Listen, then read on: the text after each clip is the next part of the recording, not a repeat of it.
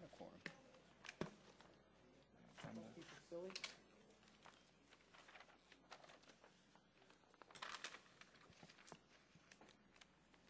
Only need 3.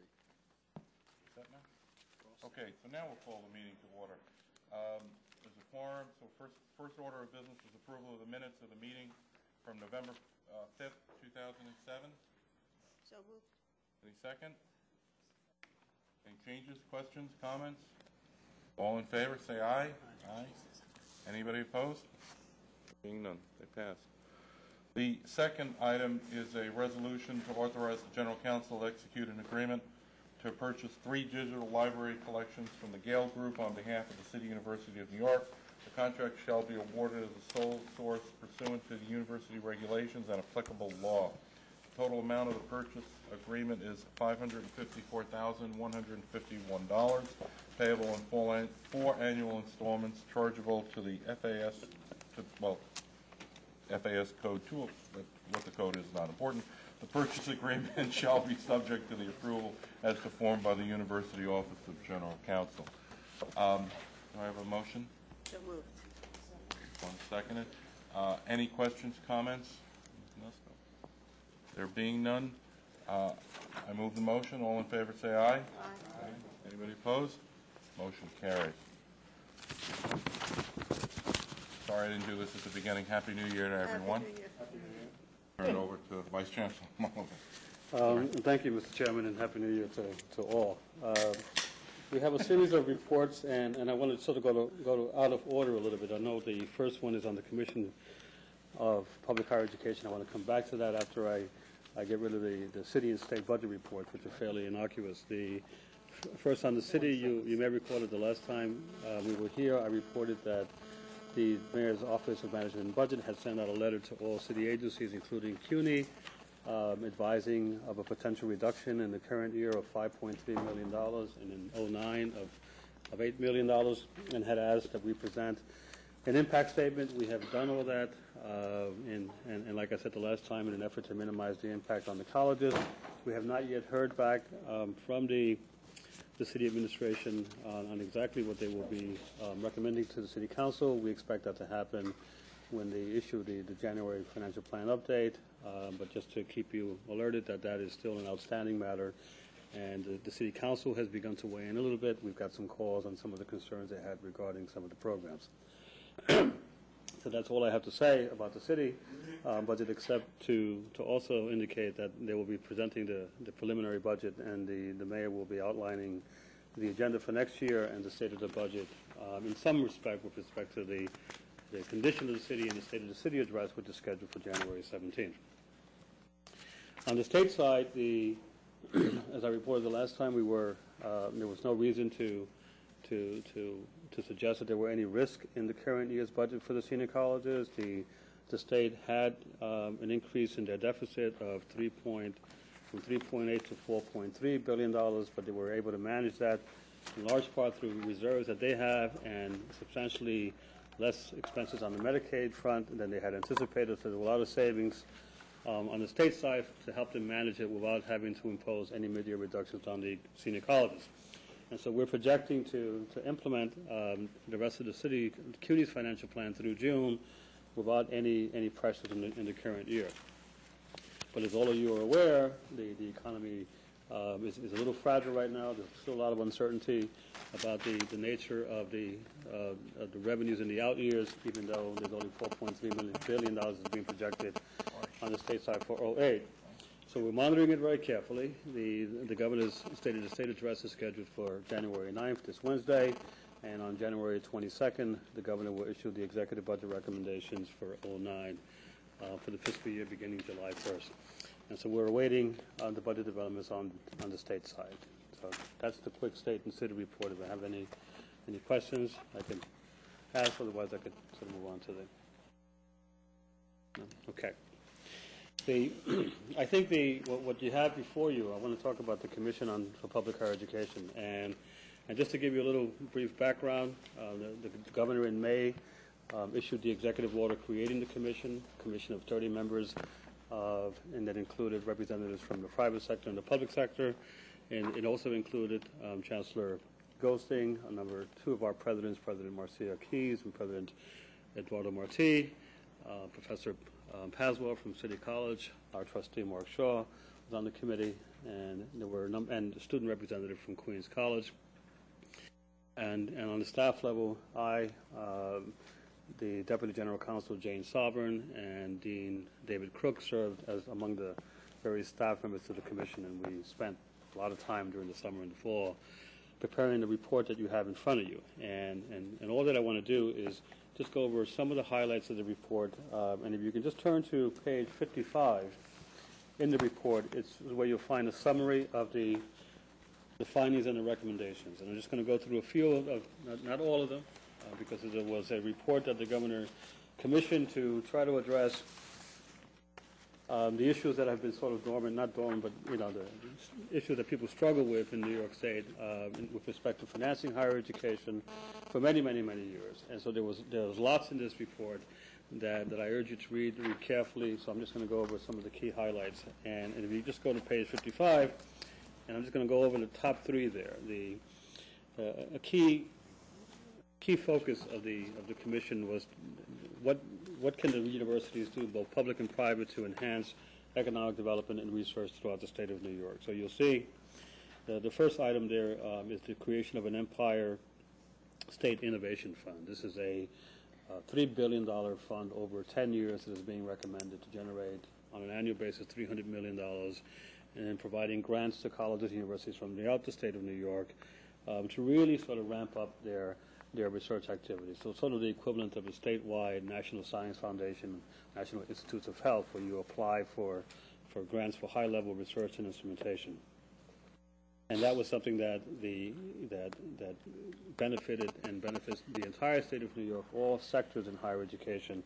And there was also an emphasis on making sure that there's a premium that is provided for levels of collaborations between public and private colleges. So there would be a factor that would weight the allocation of grants to those institutions that would collaborate.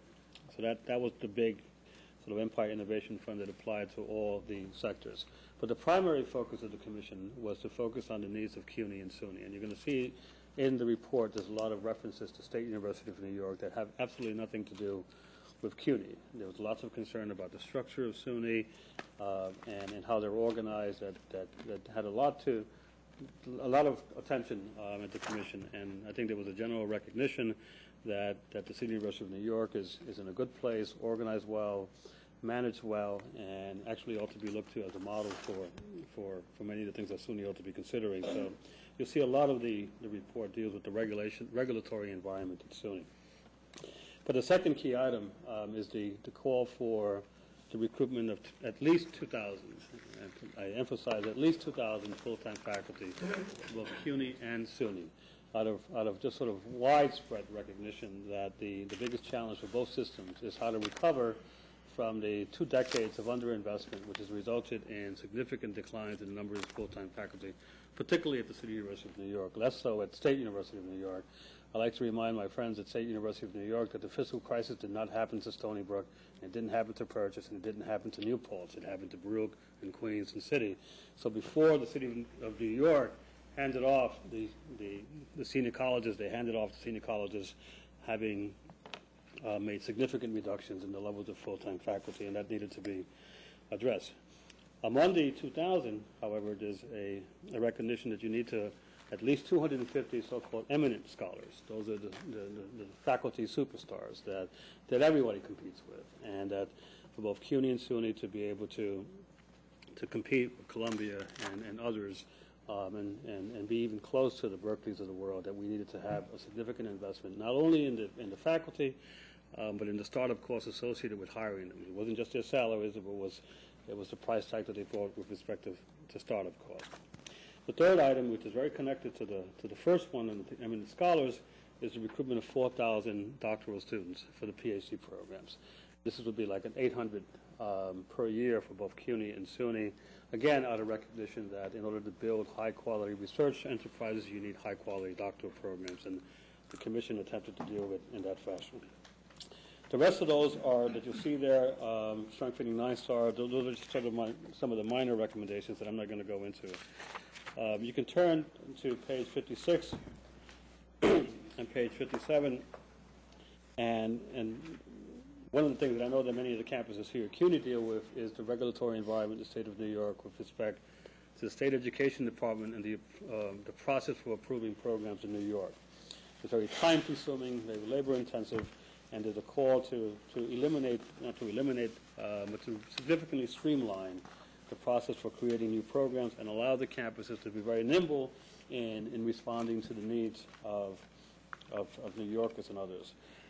College Now was a model that, for those of you familiar with the College Now program at CUNY, was a model that the Commission looked to for sort of dealing with the issue of college readiness statewide, and you'll see a significant recommendation there on college readiness. On page 57, another significant issue, you have all heard about it in the past, that has to do with articulation and transfer. There was a lot of interest, particularly at SUNY, with respect to issues of articulation. We have our challenges here at CUNY as well, but if you think CUNY has problems, you should take a look at SUNY. And so there was a big effort, a significant effort to focus on that issue, and I expect to hear more about that in the future. Also, the Commission dealt with the issue of tuition assistance program.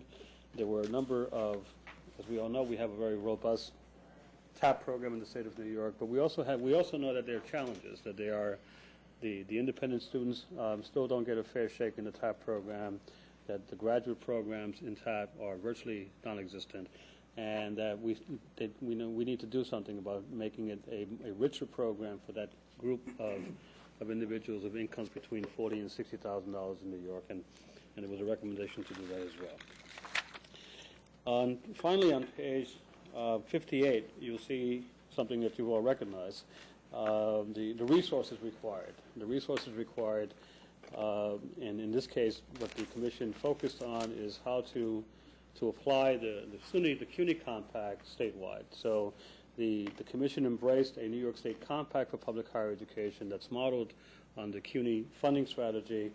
There was widespread support for this. It wasn't even something that people had to spend a lot of time thinking about. It was recognized as the appropriate approach, particularly at a time when it's a little difficult to get things funded, that you'd have a shared approach to financing public higher education.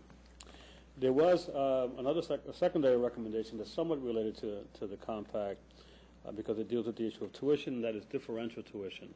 A lot of time was spent talking about differential tuition. We've talked about it here at CUNY. This is an effort largely by the university centers and the State University of New York to be able to raise and charge substantially higher levels of tuition for programs at Buffalo and Stony Brook, which are the high-end research universities. And there was a recognition that there needed to be some movement in that area. At CUNY, we generally support differential tuition at the graduate level, and there was recommendations that over time it be applied for the undergraduate level over a 3-year period. But in the first instance, it's to give the university the ability to have a differential charge for programs like, let's say, the School of Journalism, which is a professional program created, but because it's a Master of Arts in journalism, it is pegged at the master's tuition, and we don't really have the flexibility. This is where the deregulation applies to CUNY as well. And finally, and Trustee Shaw did a tremendous job in shepherding the capital stuff, the substantial discussion on the capital reinvestment in both CUNY and SUNY, the greening of CUNY and SUNY, and creating a matching program. And I think there was a lot of support and recognition that both systems have and need in order to really sort of address the basic issues of how do you become a world-class university. If you don't focus on and pay attention to the capital issues, you're really not addressing the entire picture. And there was a lot of work that was done to address those issues. And I think the report is fairly comprehensive and touches a lot of bases. The process from here on in is to hold hearings. Well, before I say that, the expectation is that the governor would consider the recommendation as part of the State of the State address and the executive budget. One of the reasons he pushed for a preliminary report by December 1st was to have a body of materials for him to consider. In your package, you'll see there's lots of news clippings on the press reports on the commission. Today there was something in the New York Times. I don't know whether you had a chance to read it, that the governor may recommend a sort of endowment to help support public higher education. So there's a lot going on in higher ed. It's a very good thing. There's a lot of attention being paid to higher ed. It's about time. But there's a lot that still needs to be worked out. Everybody has a good proposal. There were many proposals there were excellent proposals that did not make this commission recommendation that I expect will start finding its way into the public discourse over the next few months. And we will know more about where we go from here, from our perspective, when the governor issues the executive budget on the 22nd, and we have a chance to examine what that means for us and how we'll be pursuing our strategy going forward. That's report. Chancellor, you want to? Are there any questions for Nessa?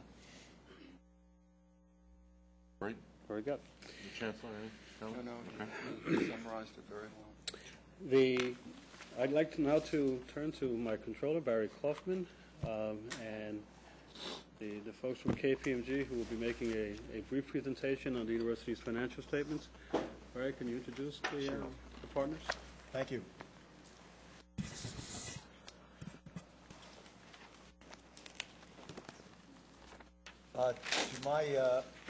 To my left, excuse me, is Steve Langowski, who has been the engagement partner on the CUNY audit for the past 5 years, I think, and is actually rotating off the engagement.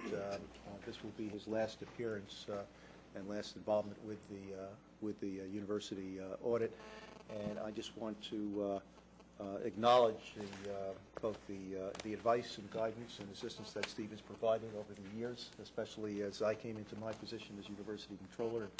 Just thank him for the assistance that he's been able to give. To Stephen's left is Aaron Smith, who is a senior manager from KPMG and has been working on the audit engagement for several years. And to Aaron's left is a member of my staff, Mr. Thomas Zhao, who is the University Director of Financial Reporting and Analysis. And Tom has been instrumental in working on the financial statements, on the audit, and actually helping to move both the capital piece as well as the format of the reporting as well. I thought it might be useful just before Steve and Aaron make their presentation to make a couple of comments about the audit this year. I've said this before, but let me repeat it again, that the university's financial picture is good. It has been good for the past several years and remains so. There are a couple of points that I would point to with regard to the fiscal 07 audit. And first of all, one of the things you'll notice, having followed this for several years, is that the financial statements seem to be growing, both in size and complexity. And this is a result primarily of the growth of the university, new programs, new schools, and the like. And it's also a new construction, I might add. And it's also a result of the complexity and the growth of the accounting regulations and rules. And I've mentioned this before, and we're faced with a new one this year in this audit that Steve and Aaron are going to speak to, but that is GASB 45, which provided guidance to colleges and universities on accounting for post-employment benefits other than retirement benefits. And in our case, it amounted to an expense of about $77.3 million. In addition, I would want to call attention to the fact that the audit that we have and the financial statements reflect a successful first year of the compact, of continued enrollment growth as well in terms of adding to our financial stability. And the other thing you should be aware of is that the change that occurred in the audit this year is the removal of City College, the City College 21st Century Foundation, and the York College Foundation from the blended financials, and are now being presented as discrete elements within the college foundations. And this amounted to some $34 million that was removed from the university statements and put into the college foundation. So with that as a sort of a background, let me ask Steve and Aaron to. Barry, does that leave any foundations remaining? There are no foundations remaining in the university's financial statements at this Thank you, Barry. My comments will reference our presentation and first page, which is high captioned as required communications. And the context of all of this is that certain matters, as has been the case in the past, we're required to discuss with you as an oversight body under our professional standards, our statements on auditing standards. So some of these things you'll have heard before, at least in general terms, and then certain things are unique to this year, and Barry certainly touched on a few of them. One thing, just as a point of context from the standpoint of the execution of the audit, we perform the audit really following two sets of auditing standards, the AICPA auditing standards, or generally accepted auditing standards, and then the GAO Yellow Book, or otherwise referred to as government auditing standards issued by the Comptroller General. And that is required by virtue of the fact that we do perform the audits of the federal assistance under OMB Circular A133, which basically requires that additional tier. The one thing that Barry didn't mention in terms of the overall audit is that it was, I think, a very successful audit, and also resulted in us issuing a clean opinion. And if you have a copy of the financials, the opinion starts on page 17 and basically comes to the point of saying that, you know, we believe the financial statements are fairly presented in accordance with accounting principles generally accepted in the U.S. There are two paragraphs in there which we call emphasis paragraphs, and they actually tie directly into the two matters that Barry just mentioned. One, the implementation of GASB Statement 45 with respect to the post-employment benefits, and then the other with the movement of the two foundations from the blended side of the shop over to the discreetly presented. And that the intent of having those paragraphs there is to say, reader of these financial statements, these are important things that did take place this year. Please take a look and focus on this in particular, if anything else. As we move along to the second page, and this does tie into Barry's comments, the two new accounting standards were implemented this year. One was Statement 45, as Barry mentioned, which deals with the whole area of post-employment retirement benefits. And the structure of it is very similar to what has been in place probably for the last 10 or 15 years on the pension side, but requires a great deal more effort on the part of governments and governmental entities in terms of capturing the information and then quantifying it and needing, in virtually all cases, the assistance of actuaries to come up with the valuations of what that estimated liability is. Same is the case here with CUNY, and given the nature of those estimates and those calculations, we had our own staff actuaries look at the calculations also performed by Buck to ensure that the methods, the assumptions, the calculations were done in accordance with generally accepted actuarial standards, and found that to be the case, particularly of importance on the first go-around. One thing Barry was mentioning, the fact that the financial statements grow, and GASB, I don't think is, missed a beat on this one, where as a result of the implementation of GASB 45, that really led to pretty close to 5 additional pages of footnote disclosures, background information, but also a good deal of quantified or quantification, let's say, of the impact of the new standards. So something, if you do want to delve into, gives you a pretty good background on it. The second item of new standards, which was somewhat of a non-event for CUNY, was the implementation of GASB Statement number 47, which deals with what they refer to as accounting for termination benefits, which you may be more familiar with in terms of early retirement incentive programs. And the quick answer on that one is that over a period of time, wherever those have come into play, CUNY has basically accounted for them in the manner contemplated under GASB Statement 47, with the result that 47 really had no impact when it became effective.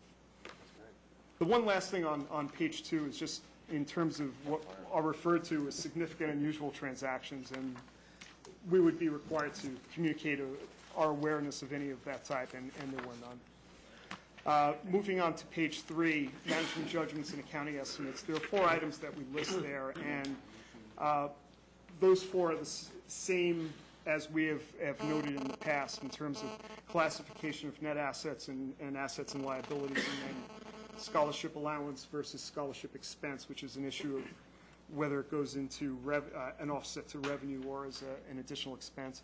And then the judgment applied in the allowance for doubtful accounts and loans. In terms of audit adjustments, there were adjustments identified by the university in the post-closing phase, which they were recorded. We're required under our professional standards to audit them in the same fashion as we do everything else, nothing unusual that came up in that. And the good news is that all necessary adjustments were recorded by Barry and his team, with the result that there were no unrecorded adjustments left on the table at the completion of the audit. Page 4, other required communications.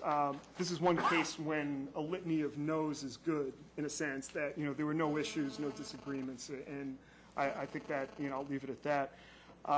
Significant written communications, everything there is routine in terms of the annual engagement letter, the representation letter which we obtained from management at the completion of the audit, and then the management letter which will be presented to you separately as a matter of due course. Independence, we're not aware of any matters that would compromise our independence with respect to the university, and we believe that we meet all the independence requirements, both of the Rule 101 of the AICPA as well as the Independence Standards Board. So no issues there. And then tied into that, we haven't performed to our knowledge any management advisory services during fiscal 07, which could be a matter of contention. Page 5, and I'll just touch on this briefly. SAS 112, Statement on Auditing Standards, Statement number 112, which is dealing with internal control related matters. We actually gave you a heads up on at some point last year in terms of it coming down the highway. But basically, its thrust was to embrace terminology for that's utilized for public companies in the realm of non-public entities. So in other words, some of the SOX 404 language that dealt with the capturing of what is a deficiency and how is that categorized was now brought over to the non-public side. And that in and of itself had some subtle changes, but the main one that did come in as a change is that it does require communications of what are referred to as significant deficiencies to oversight entities in writing. And there's one matter which is communicated as a result of that, and that is in the last bullet item on page 5, which deals with the capturing of in-process capital projects, and more correctly stated that the university has a policy under which in-process construction projects, once they reach the 95th percentile, should be transferred over from in-process over to assets in use, and then depreciation commenced. There were roughly $20 million of assets that remained in the in-process side, which resulted in them not being depreciated. So the total amount of the $20 million is really just a transfer between elements of assets. The impact of the depreciation that was not recorded as a result of that, which was subsequently corrected, it was just several $1 million, and certainly not of material nature to the university's financials. So that is the one item which we had. The second on page 6, on terms of new statement on auditing standards, is just statement 103, which I think we also mentioned as coming down the highway, and that one has more to do with the dating of audit reports. And the general tendency has been that if you look broadly, audit reports are dated later in comparison to where they had been in the past. And it basically is that it requires essentially, receipt of virtually all required documentation, completion of all procedures before you say you're done. So that's really the difference here. In the case of CUNY in the university here, it doesn't have a significant impact, though. Lastly, just on one of the final required communications deals with the whole area of fraud risks, and something which we've certainly covered with you in the past. And first is just the whole subject of pervasive risks. And when we look at it in terms of planning and executing the audit, nothing came to our attention that indicates that there were pervasive fraud risks inherent in the university or its operations.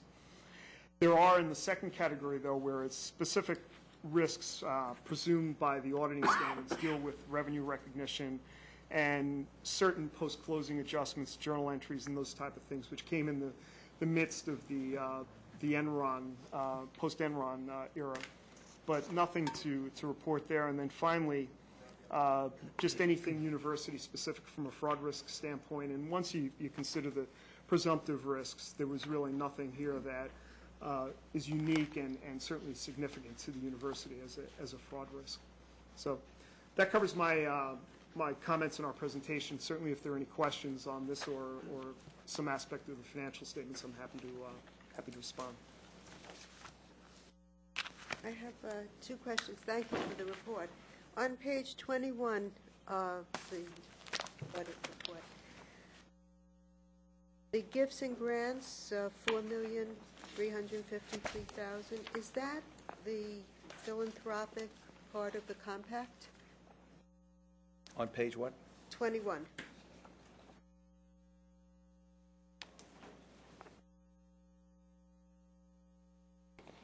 The 75 million?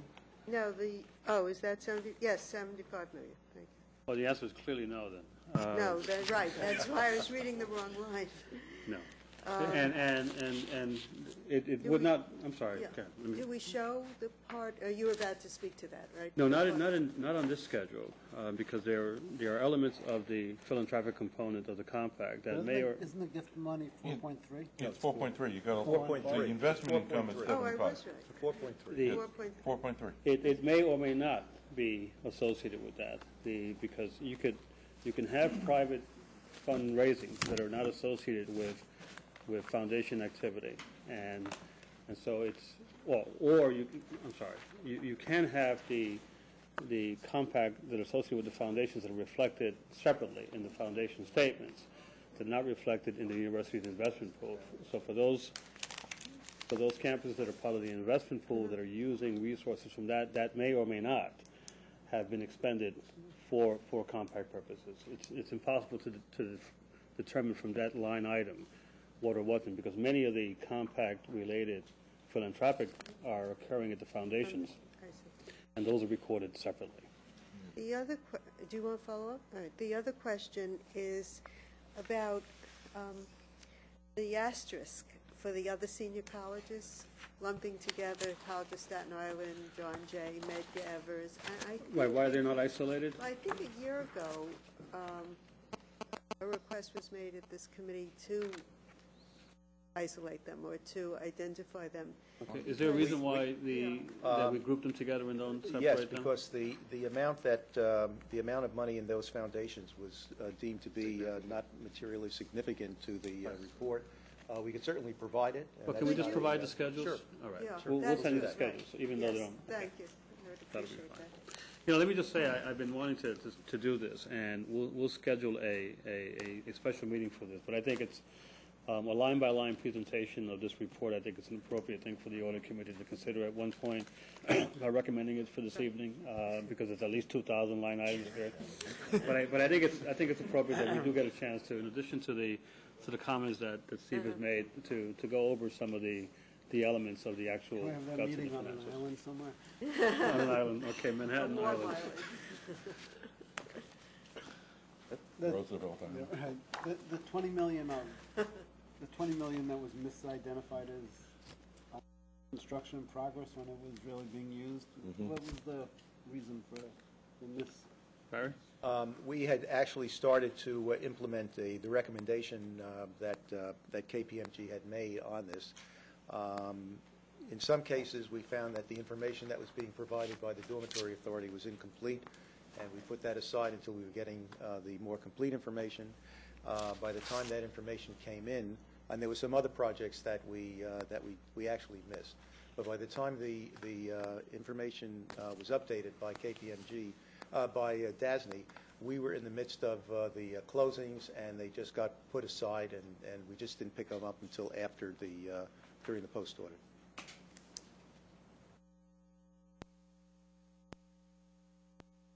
Are there any further questions? I would point out, though, that the 20 million should be also seen in light of about $204 million in the new construction activity that we had for that year, so. 204? About 204 million. Thank you. Thank you very much. Okay, and I think the final item is just to let you know on the investment report, there shouldn't be too many surprises that the numbers are negative in general for the month of November. Even though for the year the equities was at 9.1 compared to the S&P at 7.2. And so, but we're entering into a tough period. So the question is, even though they're all negative relative to what? And I think it's important that we are, we manage these things carefully. I should let you know that the next time we meet, I would have by then selected and the board would probably have approved the chief investment officer.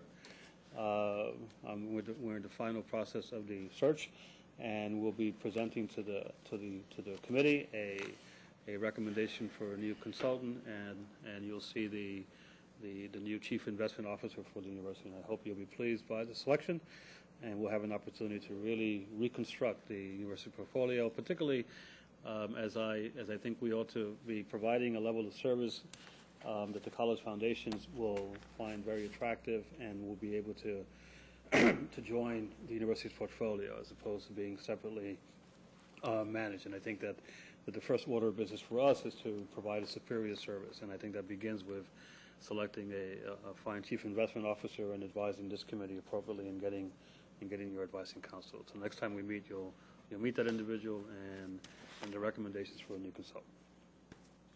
Update you on that. Any questions? Any comments? Movement to adjourn? Seconded? See you in a couple months. Have a good afternoon. Good evening. 2 months. We do it every 2 months. No, we'll have your pleasure. We do it. This time of the year it gets a little bit tighter. Next month. Thank you all. Huh? So you just have one more. Yeah. Well, what happened,